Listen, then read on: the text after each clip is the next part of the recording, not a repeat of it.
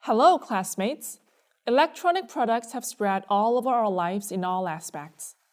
In order to use them better, we should start with the first chapter of this course.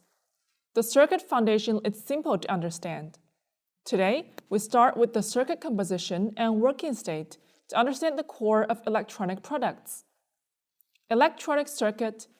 In daily life, people widely use all kinds of circuits, such as flashlight lightning circuit, signal amplification circuit.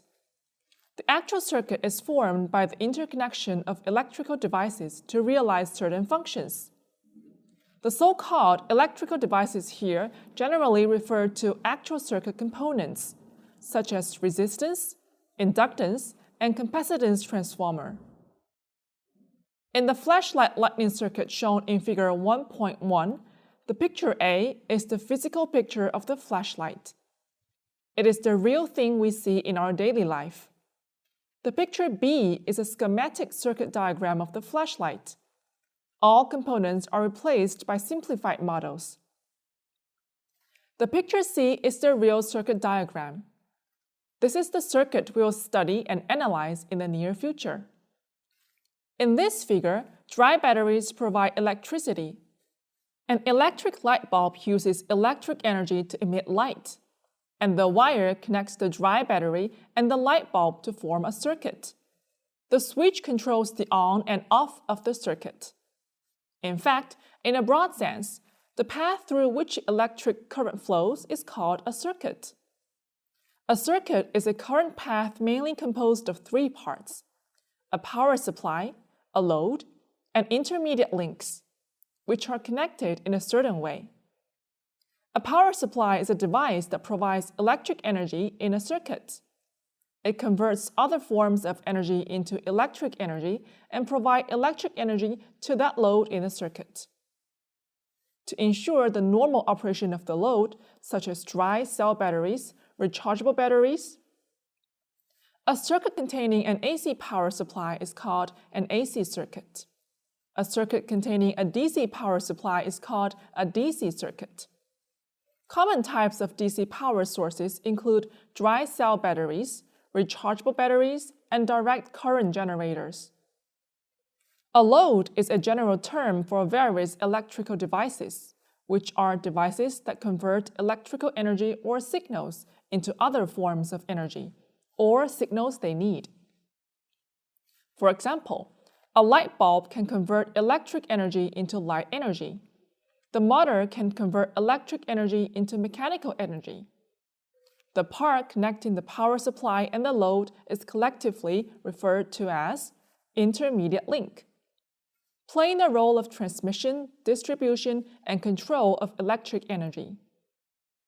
The intermediate link includes wire, switch, control circuit. Circuits can be divided into two categories according to their functions. One is used for transmitting, distributing, and converting electrical energy, such as a flashlight, while the other is designed for transmitting and processing electrical signals, like the amplifier circuit in a speaker. The basic function of the circuit is twofold. One is to achieve the conversion and transmission of electrical energy, which occurs in the circuit as the current flows. It involves the process of converting energy from other forms into electrical energy, transmitting and distributing electrical energy, as well as converting electrical energy into other forms of energy as needed. For example, in a power system, the generator units in power plants convert thermal energy, nuclear energy, or hydro energy into electrical energy, which is then transported to various power-consuming units through transformers and transmission lines. Once received, it can be further converted into mechanical energy, light energy, thermal energy, and so on. The second is signal processing, which involves transforming the applied signal into other desired outputs through circuits.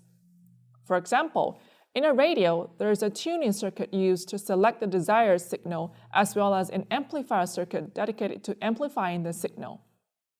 A circuit composed of ideal circuit elements is called the circuit model. The circuits we'll study in the future are all circuit models. Ideal circuit elements are represented by specified symbols. After the actual circuit components are modeled, you can use symbols of circuit elements to draw the circuit diagram of the circuit. There are many kinds of actual electrical equipment and devices, but there are only a limited number of ideal circuit components. Therefore, the circuit model is established. The analysis of the circuit can be greatly simplified. The circuit model reflects the main performance of the circuit, while ignoring its secondary performance. Therefore, the circuit model is only an approximation of the actual circuit. The two cannot be equated. The three most commonly used ideal circuit components are as follows: resistor, inductor, and capacitor. Component symbols are shown in the figure. Their characteristics and principles will be explained in subsequent chapters. There are differences between ideal components and actual components. Ideal circuit components are ideal models that do not exist in reality. They mainly appear in the theoretical analysis and research of circuits. Circuit models primarily reflect the main characteristics of components while ignoring minor characteristics. For example, ideal resistor component, light bulbs, soldering irons, and etc. are used to represent energy-consuming devices. They also produce magnetic field energy when they work. But this part of the effect is not obvious, which can be ignored. There are generally three states of operation in a circuit: continuity, open circuit, and short circuit. First, let's look at the first state, the continuity state. The switch is closed. Points A and B are connected respectively. The power supply and load in the circuit formed a closed loop. Current flows through the circuit. There is a potential difference across the road. The circuit is in the continuity state. The second state is the open circuit state. The switch is open or there is a break in the circuit. There is an open circuit between points A and B. No current flows through the circuit. The circuit is in an open circuit state, also known as a break state. The third state is the short circuit state. 2 points on the load in the circuit are connected by wires. For example, points A and B are short-circuited. It is referred to as a short circuit state where the load is short-circuited. Since current always takes shortcuts, while the resistance of the short wire is approximately 0, far less than the load resistance.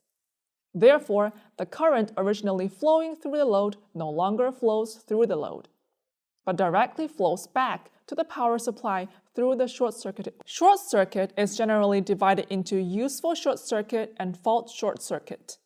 Fault short circuit often causes excessive current in the circuit, making the circuit unable to work normally. Serious accidents will happen. This section has ended. Let's think about it. What are the components of the circuit? What are their functions? What are the normal working states of the circuit? See you!